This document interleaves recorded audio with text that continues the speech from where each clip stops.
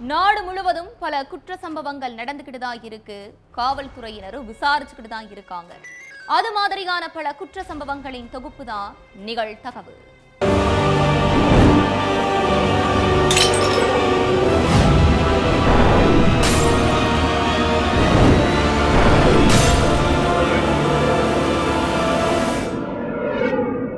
நிகழ்தகவு.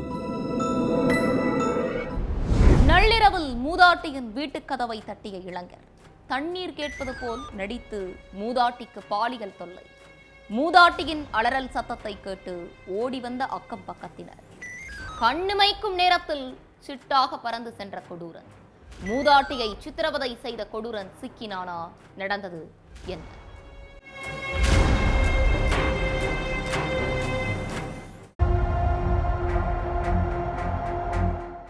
நடு ராத்திரி சிறுங்காவூர் ஏரியால உள்ள ஒரு வீட்டில இருந்து என்ன விடுடாங்கிற அலறல் சத்தம் பலமா கேட்டிருக்கு. என்னாச்சு, இந்த நேரத்துல யாரு இப்படி கத்துறாங்கன்னு அக்கம் பக்கத்துல குடியிருக்கிறவங்க ஓடி வந்து பார்த்திருக்காங்க. அப்ப அந்த வீட்டில இருந்த மூதாட்டியோட ஆடைகள் எல்லாம் கிழிஞ்சு மயக்கத்துல இருந்திருக்காங்க. அதை பார்த்து பதறுன அக்கம் பக்கத்தினர் சிலர் மயங்கி இருந்த மூதாட்டியை மீட்டு பக்கத்துல உள்ள பிரைவேட் ஹாஸ்பிட்டலுக்கு தூக்கிட்டு ஓடி இருக்காங்க.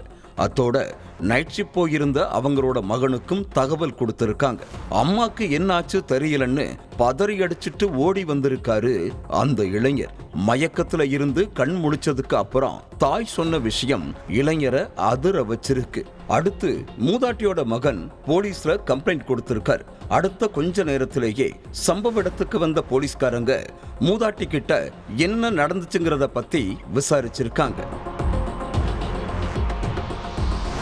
சென்னை செங்குன்றத்துல இருக்க சிறுங்காவூர் ஏரியாவை சேர்ந்த 76 வயதான மூதாட்டியோட கணவர் உடம்பு சரியில்லாம சில வருஷங்களுக்கு முன்னால இறந்து போயிட்டார். இவங்களுக்கு ஒரு மகன் இருக்கார். இவருக்கு இன்னும் கல்யாணமாகல. பிரைவேட் கம்பெனில வேலை பார்த்துட்டு இருக்க சுகுமார் தினமும் நைட் ஷிஃப்ட் போயிடுவார். இரவு நேரத்துல அந்த மூதாட்டி மட்டும்தான் வீட்டுல தனியா இருந்திருக்காங்க. அப்படி 8ஆம் தேதி வழக்கம் போல மகன் வேலைக்கு கிளம்பி போயிருக்கார். மூதாட்டி மட்டும் வீட்டுல தனியா இருந்திருக்காங்க. அப்ப நடு ராத்திரி 12:30 மணிக்கு யாரோ வீட்டு கதவை தட்டுற சவுண்டு கேட்டிருக்கு. இந்த நேரத்துல யாரு வந்திருக்காங்கன்னு கதவை திறந்திருக்காங்க அந்த மூதாட்டி. அப்ப வீட்டு வாசல்ல 26 வயது இளைஞர் ஒருத்தன் நின்னுட்டு இருந்திருக்கான். என்னப்பா வேணும், எதுக்காக இந்த நேரத்துல வீட்டு கதவை தட்டுறன்னு அந்த மூதாட்டி கேட்டிருக்காங்க. ரொம்ப தண்ணி தாகமா இருக்குமா, கடைகள் எதுவும் ஓப்பன்ல இல்ல, கொஞ்சம் தண்ணி மட்டும் கொடுங்கன்னு சொல்லி இருக்கான் அந்த இளைஞன். சரி இருப்பா, நான் போய் தண்ணி எடுத்துட்டு வரேன்னு சொல்லிட்டு கிச்சனுக்கு போயிருக்காங்க மூதாட்டி. அந்த சமயத்துல வீட்டுக்குள்ள புகுந்து கதவை பூட்டின இளைஞன் மூதாட்டி போட்டிருந்த நகைகளை எல்லாம் கேட்டு டார்ச்சர் பண்ணி இருக்கான். நான் போட்டிருக்கிறது எல்லாம் கவரிங் தாப்பான்னு அந்த மூதாட்டி சொல்ல, சரி நான் சொல்ற மாதிரி நடந்துக்கோங்கன்னு சொல்லி மிரட்டி இருக்கான் அந்த இளைஞன். மது போதையில நகைகளை கொள்ளையடிக்க போன இளைஞனுக்கு மூதாட்டியை பார்த்ததும் காமவெறி தலைக்கு ஏறி இருக்கு. இரவு நேரங்கிறதால இதுதான் சரியான சான்ஸ்னு நினைச்ச இளைஞன் மூதாட்டியை கீழே தள்ளி பாலியல் வன்கொடுமை செய்ய பார்த்திருக்கான். தன்னால முடிஞ்ச அளவுக்கு இளைஞன் கிட்ட போராடி இருக்காங்க மூதாட்டி. மது போதையில நிதானத்துல இல்லாத அந்த இளைஞன் மூதாட்டியை சின்ன பின்னமாக்க பார்த்திருக்கான். ஆனா மூதாட்டியோட அலறல் சத்தம் கேட்டு அக்கம் பக்கத்துல உள்ளவங்க ஓடி வந்ததை பார்த்து பயந்து அந்த இளைஞன் தப்பிச்சு ஓடி இருக்கான். வீட்டுல தனியா இருந்த மூதாட்டி கிட்ட அத்துமீறினது யாருங்கிறத கண்டுபிடிக்க போலீஸ் அந்த ஏரியால உள்ள சிசிடிவி காட்சிகளை ஆய்வு பண்ணாங்க. அதுல மூதாட்டி வீட்டுக்குள்ள இருந்து ஒருத்தன் தலை தெரிச்சு ஓடி போன காட்சி பதிவாகி இருந்துச்சு. அதுக்கப்புறம் நடத்தின விசாரணையில அந்த இளைஞன் மணலி பஸ் ஸ்டாண்டு வழியா நடந்து போறது தெரிய வந்திருக்கு. அடுத்த நொடியே ஸ்பாட்டுக்கு போன போலீஸ் இளைஞனை அதிரடியா கைது செஞ்சு அல்லேக்கா ஸ்டேஷனுக்கு தூக்கிட்டு வந்து விசாரிச்சிருக்காங்க. விசாரணையில அவன் பேரு சந்துருங்கிறதும் வேலை வெட்டிக்கு போகாம திருட்டு வேலைகள்ல ஈடுபட்டு வந்ததும் தெரிய வந்திருக்கு. அதுக்கு பிறகு சந்துரு மேல பெண் வன்கொடுமை சட்டத்தின் கீழே வழக்கு பதிவு செஞ்ச போலீஸ் நீதிமன்றத்தில் ஆஜர்படுத்தி சிறையில் அடைச்சிட்டாங்க. மத போதனை நிகழ்ச்சிக்கு வந்த 2 சிறுமிகளிடம் அத்துமீறல். பிரபல மத போதகர் ஜான் ஜெபராஜை வலை வீசி தேடி வந்த காவல்துறை. பெங்களூருவில் இருப்பது போல் பொலிசை திசை மாற்றிவிட்டு தென் மாவட்டங்களில் உலா வந்த மதபோதகர். மூணாறில் காதலியுடன் பதுங்கி இருந்தவரை பொறி வைத்து பிடித்த தனிப்படை. கோவையில் இருந்து மதுரை, மதுரையில் இருந்து நெல்லை, நெல்லையில் இருந்து தென்காசி என வெவ்வேறு கார்களில் ஊர் ஊராக சுற்றிய மதபோதகர் சிக்கியது எப்படி? பின்னணி என்ன?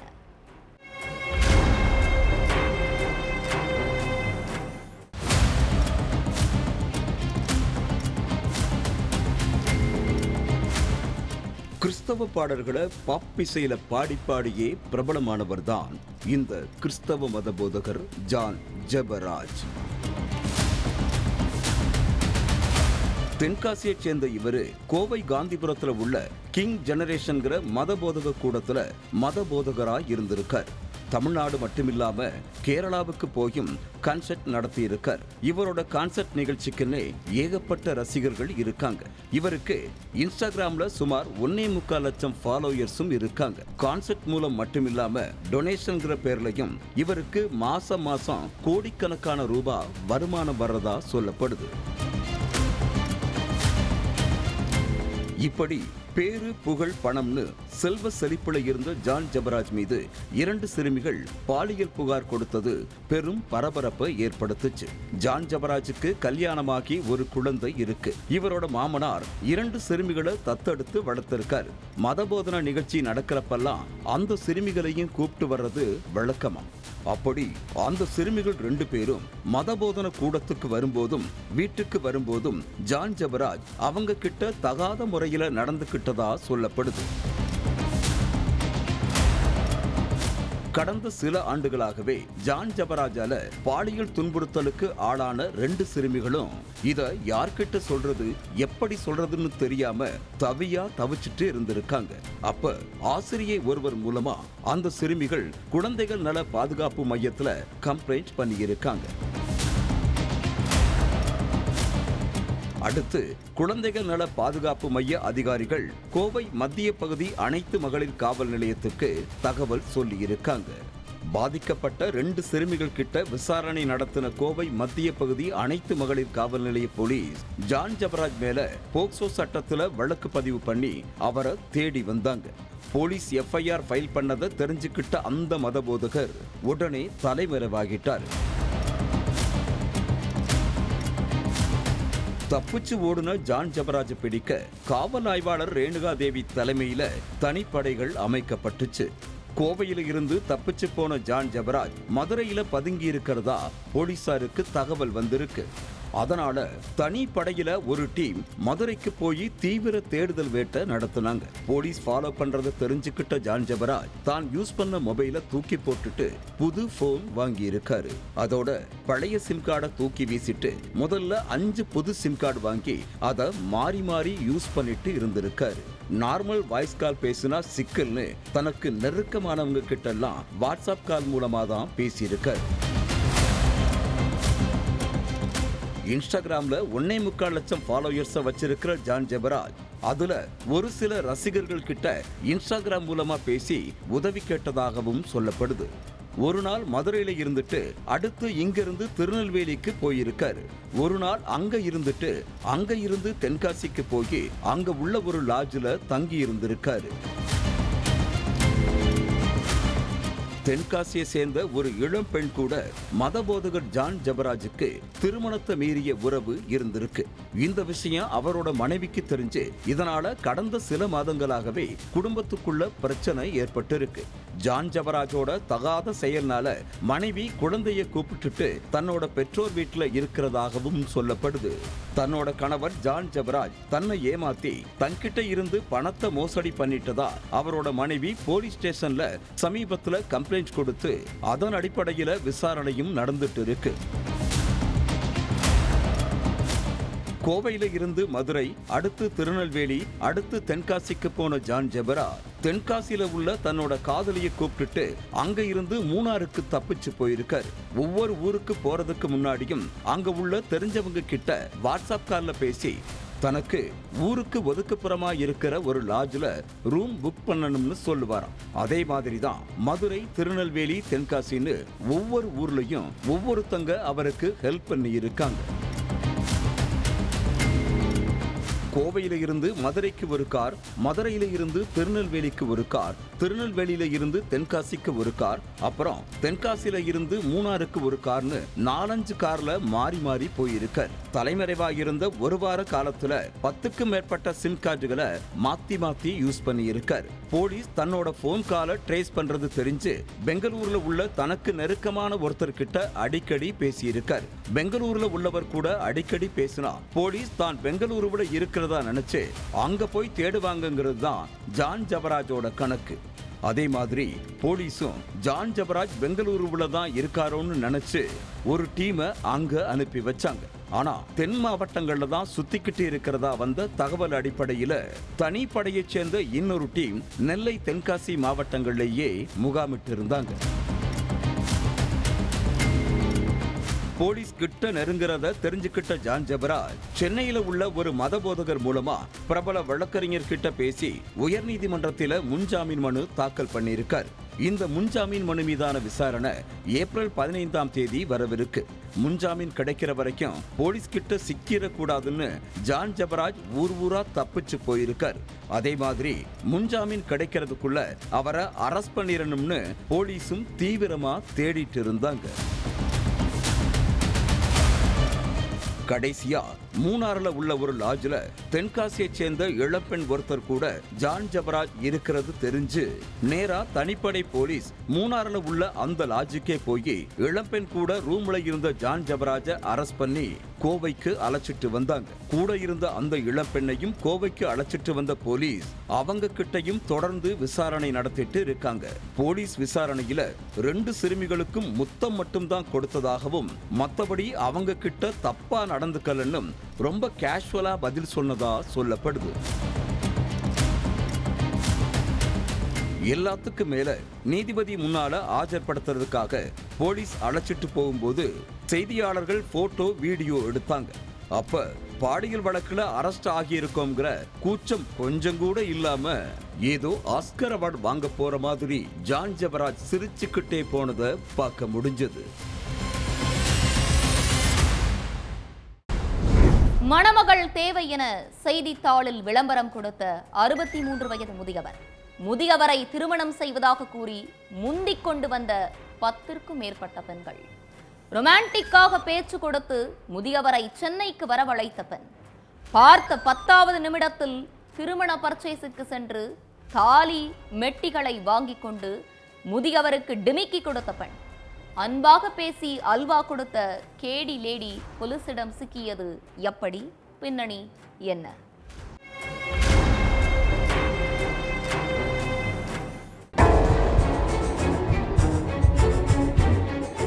மனைவி பசங்கள்லாம் விட்டுட்டு போய் 13 வருஷம் ஆகுது. கடைசி காலத்துல நம்மளுக்கு ஒரு துணை வேணும்னு தனக்குத்தானே மணமகளை தேடி இருக்காரு 63 வயசு ராமநாதன். அதுக்காக நியூஸ் பேப்பர்ல மணமகள் தேவைன்னு விளம்பரம் கொடுத்த ராமநாதனுக்கு 10க்கும் அதிகமான பொண்ணுங்க போன் பண்ணி உங்களை கட்டிக்க ரெடியா இருக்கோம்னு சொல்லி இருக்காங்க. ஆனா அவங்கள யாரையும் ராமநாதனுக்கு பிடிக்கல. இப்படியே எல்லா பொண்ணுங்களையும் ரிஜெக்ட் பண்ணிட்டு இருந்த ராமநாதனுக்கு கீர்த்திங்கிற பேர்ல ஒரு போன் வந்திருக்கு. ராமநாதன் கிட்ட தேன் மாதிரி இனிக்க பேசியிருக்காங்க கீர்த்தி. அவங்க பேச்சுல மெய் மறந்து போன முதியவர் நீதான் எனக்கு ஏத்த ஜோடின்னு முடிவு பண்ணியிருக்கார். ஆனா கீர்த்தியால தான் அவர் நடு ரோட்ல நிக்க போறாரு அப்படிங்கிறது ராமநாதனுக்கு அப்ப தெரியல.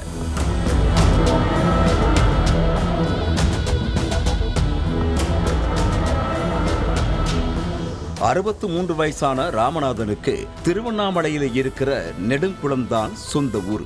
இவருக்கு கல்யாணமாகி 3 பொண்ணுங்க இருக்காங்க. கணவன் மனைவி இடையே ஏற்பட்ட கருத்து வேறுபாட்டால ராமநாதனை தனியா விட்டுட்டு மனைவி பொண்ணுங்க எல்லோரும் வெளியூருக்கு போயிட்டாங்க. கிட்டத்தட்ட 13 வருஷம் தனியா வாழ்ந்துட்டு வர்ற ராமநாதன் சித்த வைத்தியம் பார்த்து தன்னோட தேவைகளை கவனிச்சிட்டு வந்திருக்காரு. ஆனா வயசு கூட ராமநாதனுக்கு ஒரு ஆசை வந்திருக்குது. வயசான காலத்துல நமக்கு ஒரு துணை வேணும்னு நினைச்சிருக்காரு ராமநாதன். அவர் நினைச்ச மாதிரியே நியூஸ் பேப்பர் விளம்பரம் மூலமா கீர்த்திங்கிற பெண் அறிமுகமாகி இருக்காங்க. ராமநாதனுக்கு போன் பண்ண கீர்த்தி, நான் உங்களை நல்லா பார்த்துப்பேன், நம்ம 2 பேரும் கல்யாணம் பண்ணிக்கிட்டு புது லைஃப ஸ்டார்ட் பண்ணலாம், அப்படி இப்படின்னு ஆசை வார்த்தைகளை வாரி கொட்டி இருக்காங்க. அடுத்த முகூர்த்தத்திலேயே நம்ம கல்யாணம் பண்ணிக்கலாம்னு சொல்லி ராமநாதனை சென்னைக்கு வர வச்சிருக்காங்க கீர்த்தி. ஏன்னா கீர்த்திக்கு சென்னை தான் சொந்த ஊர். அடுத்து சென்னைக்கு வந்த ராமநாதன் கீர்த்திய நேர்ல மீட் பண்ணி இருக்கார். புது வாழ்க்கையை தொடங்குறத பத்தியே பேசிட்டு இருந்த கீர்த்தி ராமநாதனை கூட கல்யாண பர்ச்சேஸுக்கு கூப்பிட்டு போயிருக்காங்க.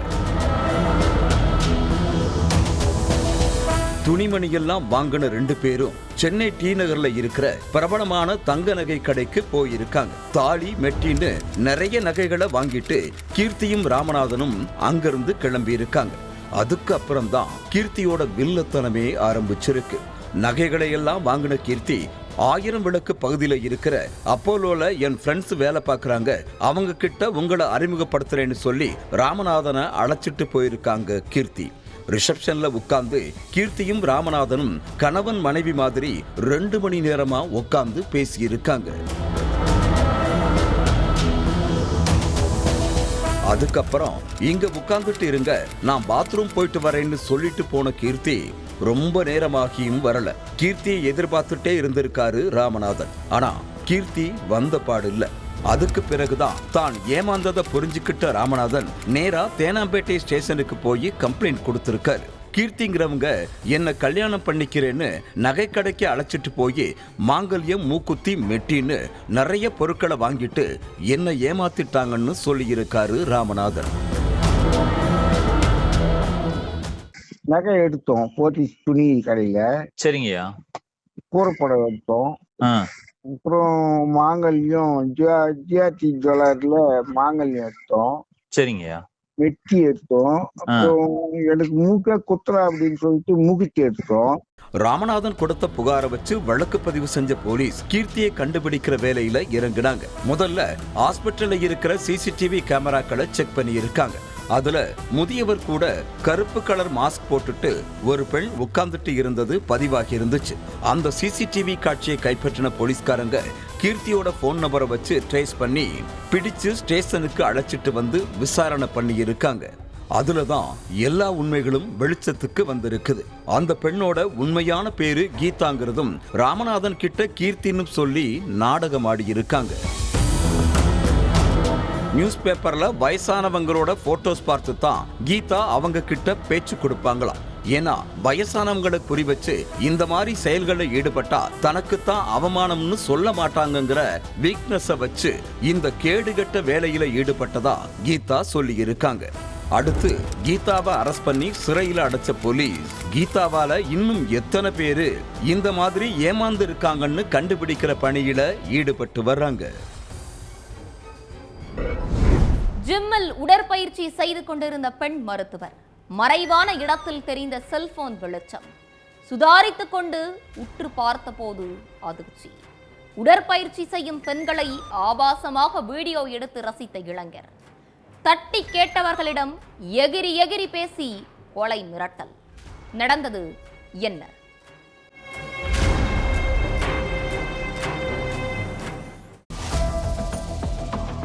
தங்களோட உடலை கட்டுக்கோப்பாவும் ஆரோக்கியமாகவும் வச்சுக்கணுங்கிற ஆசை ஆண்கள் பெண்கள்னு எல்லோருக்குமே இருக்கிறது இயல்புதான். அதுக்காக ஆண்கள் ஜிம்முக்கு போய் ஒர்க் அவுட் பண்ற மாதிரி பெண்களும் உடற்பயிற்சி கூடங்களுக்கு போய் உடற்பயிற்சி பண்றாங்க. ஸ்கூல், காலேஜ், வேலை பார்க்குற இடம்னு எல்லா இடங்களையும் பாலியல் தொந்தரவுகளை எதிர்கொள்ற பெண்களுக்கு ஜிம் மட்டும் விதிவிலக்கு அல்ல அப்படிங்கிற மாதிரி மதுரையில ஒரு சம்பவம் நடந்திருக்கு. மதுரை விஸ்வநாதபுரம் மூவேந்தர் நகரை சேர்ந்த வசந்தகுமாருங்கிறவருக்கு சொந்தமான ஃபீனிக்ஸ் அப்படிங்கிற பேர்ல உடற்பயிற்சி கூடம் தல்லாகுளத்துல செயல்பட்டு வருது. வசந்தகுமார் கேரளாவில் இருக்கிறதால அவரோட சகோதரர் கார்த்திகேயன் தான் இந்த ஜிம்மை பராமரிச்சுட்டு வர்றாரு. இந்த ஜிம்ல ஆண்கள் பெண்கள்னு மொத்தம் 250க்கும் மேற்பட்டவங்க தினமும் வந்து உடற்பயிற்சி மேற்கொள்றாங்க. மதுரை சேர்ந்த ஒரு பெண் மருத்துவர் தினமும் இந்த ஜிம்முக்கு வந்து உடற்பயிற்சி பண்றது வழக்கம். அப்படி ஒரு நாள் உடற்பயிற்சி பண்ணிட்டு இருந்தப்ப அங்க இன்னொரு இளைஞரும் எக்ஸசைஸ் பண்ணிட்டு இருந்திருக்காரு. ஜிம்ல எக்ஸசைஸ் பண்ணிட்டு இருக்கும் போதே தற்செயலா திரும்பி பார்த்தப்ப அந்த இளைஞர் செல்போனை கையில ஒரு மாதிரி வித்தியாசமா வச்சுட்டு நின்னுட்டு இருந்திருக்கான். அதை பார்த்ததுமே அந்த லேடி டாக்டருக்கு லைட்டா டவுட் வந்திருக்கு. ஆனாலும் அதை பெருசா எடுத்துக்காம தொடர்ந்து உடற்பயிற்சி செஞ்சுட்டு இருந்திருக்காங்க. அந்த இளைஞர் நின்ன இடத்தை விட்டு அசையாம ஒரே இடத்துல ரொம்ப நேரமா நின்னுட்டே இருந்ததால அந்த லேடி டாக்டருக்கு திரும்பவும் சந்தேகம் வந்திருக்கு. அதுவும் இல்லாம அந்த இளைஞர் டாக்டரையே குறுன்னு பார்த்துட்டே இருந்திருக்கான். கொஞ்ச நேரம் இளைஞர் க்ளோஸா வாட்ச் பண்ணி பார்த்தப்பதான் டாக்டருக்கு இன்னொரு விஷயம் கண்ணுல பட்டிருக்கு. அந்த இளைஞர் கையில வச்சிருந்த செல்போன் பின்னாடி உள்ள லைட் கண் சிமிட்டி இருக்கு. அதை பார்த்ததும் அந்த இளைஞர் தான் உடற்பயிற்சி செய்யறதான் வீடியோ எடுத்துட்டு இருக்காங்கிற விஷயம் அந்த பெண் மருத்துவருக்கு புரிஞ்சிருக்கு. அடுத்து நேரா அந்த இளைஞரை பிடிச்சு சத்தம் போட்டிருக்காங்க. உடனே அங்க இருந்த எல்லாரும் ஒண்ணு கூடியிருக்காங்க. எதுக்கு என்ன வீடியோ எடுக்கிறேன்னு அந்த லேடி டாக்டர் கோவமா கேட்டதுக்கு, நான் ஒண்ணு உங்களை வீடியோ எடுக்கல, நான் பாட்டுக்க ஓரமா நின்னு கேஷுவலா செல்போனை பார்த்துட்டு இருக்கேன்னு திமிரா பேசியிருக்கான் அந்த இளைஞன். அது மட்டும் இல்லாம தேவையில்லாம பேசுனீங்கன்னா வேற மாதிரி ஆகிரும்னு தகாத வார்த்தைகள்ல திட்டி கொலை மிரட்டலும் விடுத்ததா சொல்லப்படுது.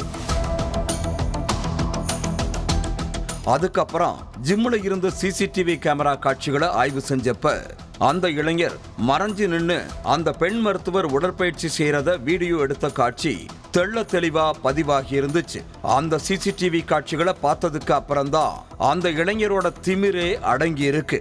கையும் களவுமா மாட்டிக்கிட்டோங்கிறது தெரிஞ்சு நான் தெரியாம பண்ணிட்டேன், இனிமே இப்படி பண்ண மாட்டேன்னு சாஷ்டாங்கமா அந்த பெண் மருத்துவர் கிட்ட மன்னிப்பு கேட்டிருக்கா. அதுக்கப்புறம் எல்லார் முன்னாடியும் வச்சு செல்போன்ல இருந்த பெண் மருத்துவரோட வீடியோவை டெலீட் பண்ணி இருக்கா. போலீஸ்ல கம்ப்ளைண்ட் எல்லாம் கொடுத்துறாதீங்கன்னு கெஞ்சி கேட்டதால அந்த பெண் மருத்துவர் எந்த கம்ப்ளைண்ட்டும் கொடுக்காம மன்னிச்சு விட்டதா சொல்லப்படுது. ஆனா இந்த விஷயத்தை கேள்விப்பட்ட ஜிம் நிர்வாகம் இதை இப்படியே விட்டா இது தவறான முன்மாதிரியா ஆகிரும்னு நினைச்சு அந்த இளைஞர் மேல தல்லாகுளம் போலீஸ் ஸ்டேஷன்ல கம்ப்ளைண்ட் கொடுத்திருக்காங்க. அதன் அடிப்படையில வழக்கு பதிவு பண்ண போலீஸ் ஜிம்ல உடற்பயிற்சி செஞ்சிட்டு இருந்த பெண் டாக்டரை ஆபாசமா வீடியோ எடுத்த மதுரை புதூர் கொடிக்குளம் பகுதியைச் சேர்ந்த 24 வயதான சிலம்பரசனை கைது செஞ்சிருக்காங்க.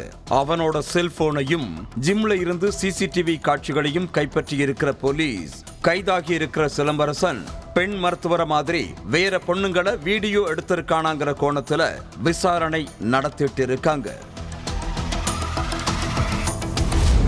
நடுராத்திரியில் விசேஷ பூஜை. கணவன் மீதும் 7 மாத பெண் குழந்தை மீதும் குங்குமம் மற்றும் மஞ்சள் பூசிய பெண். வெறும் பூஜைதானே என நினைத்து அமைதியாக அமர்ந்திருந்த கணவன் திடீரென 7 மாத பெண் குழந்தையின் கழுத்தை கத்தியால் அறுத்த தாய். இரத்தக்கரை படிந்த ஆடையுடன் இருந்த பெண்ணை பார்த்து நடுநடுங்கி போன அக்கம் பக்கத்தினர்.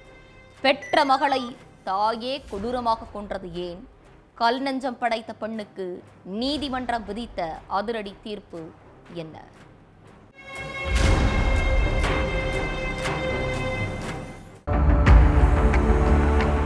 நடு ராத்திரி 12 மணிக்கு ஒரு வீட்டுக்குள்ள இருந்து முதியவர் ஒருத்தர் கத்துற சவுண்ட் கேட்டு அக்கம் பக்கத்துல உள்ளவங்கெல்லாம் ஓடி வந்திருக்காங்க.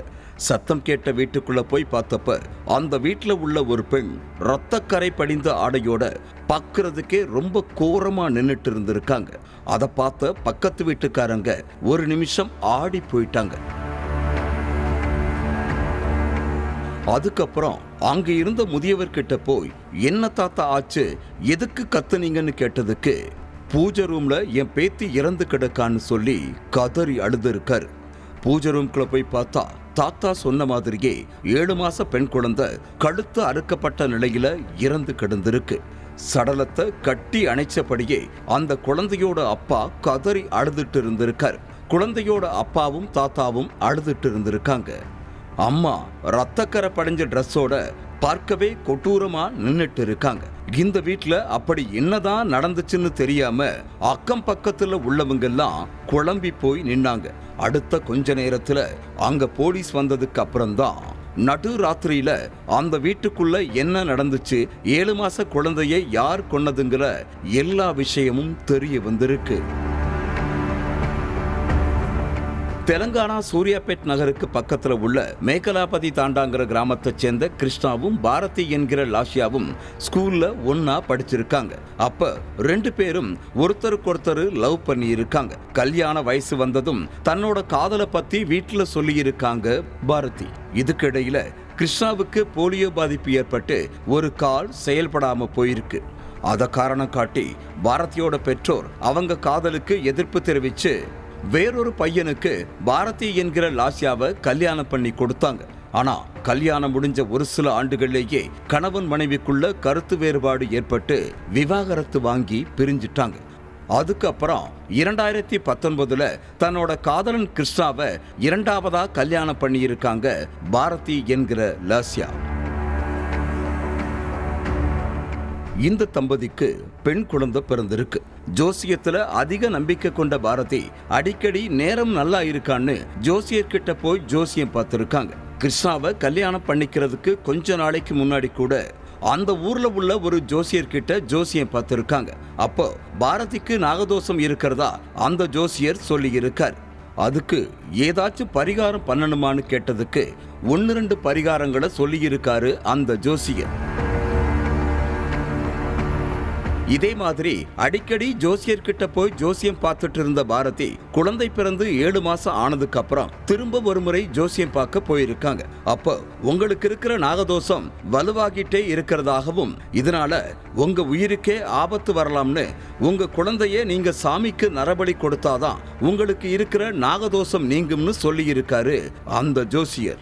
அத அப்படியே நம்பின பாரதி தன்னோட உயிரை காப்பாத்திக்க குழந்தைய நரபலி கொடுக்கணும்னா அதுக்கும் நான் ரெடிதான்னு ஈவு இரக்கமே இல்லாம சொல்லி இருக்காங்க. குழந்தைய நரபலி கொடுக்க பாரதி ஓகே சொன்னதும் அதை எப்படி பண்ணணும் எந்த நேரத்துல பண்ணணும்னு சொல்லி இருக்காரு. அடுத்து நேரா வீட்டுக்கு வந்த பாரதி 2021 ஏப்ரல் 15ஆம் தேதி நைட்டு 12 மணிக்கு கணவர் கிருஷ்ணா குழந்தைய கூப்பிட்டு பூஜை அறையில வச்சு பூஜை பண்ணி இருக்காங்க. வீட்டுல கிருஷ்ணாவோட அப்பா இருந்திருக்கார். வயது முதிர்வு காரணமா தனியா எழுந்திருச்சு நடக்க முடியாம படுத்த படுக்கையா இருந்திருக்கார். பூஜையப்ப கணவர் மேலையும் குழந்தை மேலையும் குங்குமத்தையும் மஞ்சளையும் அதிக அளவு பூசியிருக்காங்க. வழக்கம் போல ஏதோ சாதாரண பூஜை தான் நினைச்ச கிருஷ்ணாவும் மனைவி கிட்ட என்ன ஏதுன்னு கேட்காம அமைதியா இருந்திருக்காரு.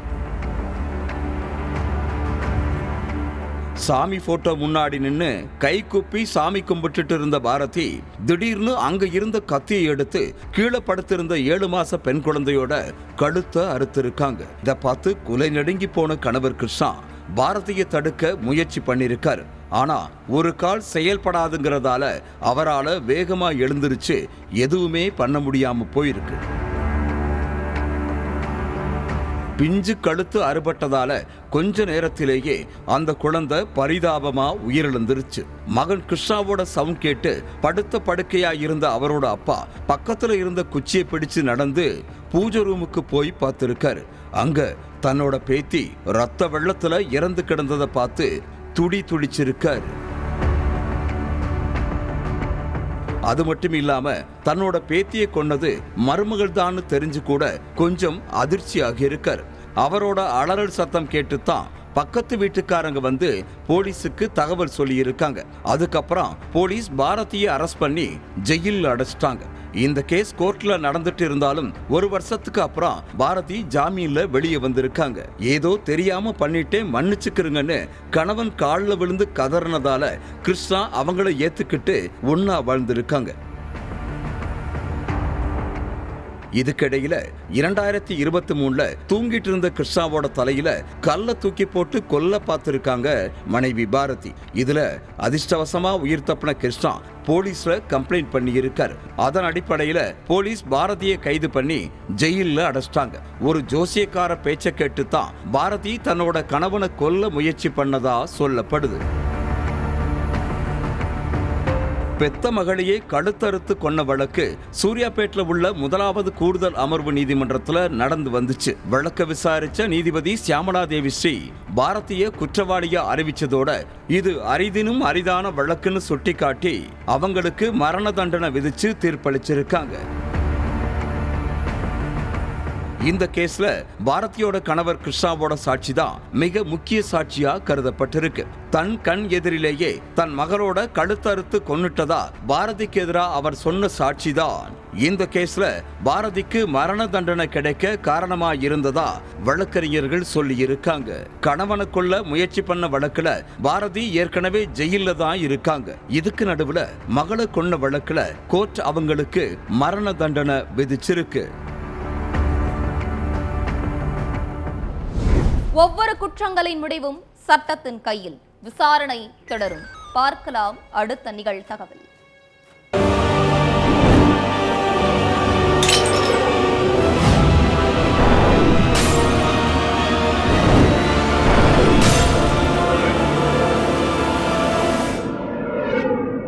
நிகழ்தகவு